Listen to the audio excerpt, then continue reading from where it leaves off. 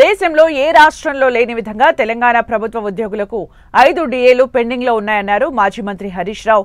Pending లో ఉన్న 5 డిఏలను ఎప్పుడు క్లియర్ చేస్తారో చెప్పాలని హరీష్ రావు డిమాండ్ చేశారు. రాష్ట్ర ప్రభుత్వ ఉద్యోగులపై కాంగ్రెస్ సర్కార్ చిన్న చూపు చూస్తుందని ఆరోపించారు. ప్రభుత్వ ఉద్యోగులకు ఇచ్చిన హామీల సంగతి ఏంటని కాంగ్రెస్ ప్రభుత్వాన్ని హరీష్ రావు నిలదీశారు. ఈ రోజు రాష్ట్ర ప్రభుత్వ ఉద్యోగులకు 5 డిఏలు పెండింగ్ లో ఉండిపోయినాయి. అంటే రేవంత్ రెడ్డి గారు ఇలా ప్రభుత్వ ఉద్యోగులను చిన్న చూపు చూస్తూ ఉన్నారు. కావాలనే ప్రభుత్వ ఉద్యోగుల పట్ల శీతకన్ను ఈరోజు ఈ కాంగ్రెస్ ప్రభుత్వం పెడతా ఉంది. ఇలా కమిషన్లకు కాంట్రాక్టర్లకు మాత్రం బిల్లులు ఇస్తున్నారు. చిరు ఉద్యోగులు, ప్రభుత్వ ఉద్యోగులు, ఉపాధ్యాయులు అంటే మాత్రం చిన్న చూపు చూస్తూ ఉన్నారు.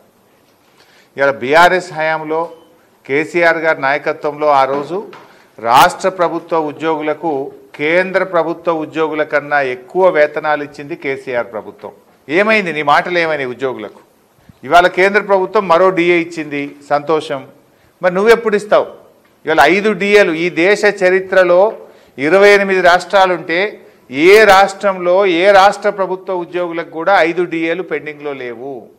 5 డిఏలు పెండింగ్లో పెట్టిన ఘనత ఒకే ఒక్క ప్రభుత్వం, అది రేవంత్ రెడ్డి ప్రభుత్వం. నువ్వు 22 నెలలు అయింది ప్రభుత్వంలోకి వచ్చి. ఆనాడు ఏం చెప్పినావు?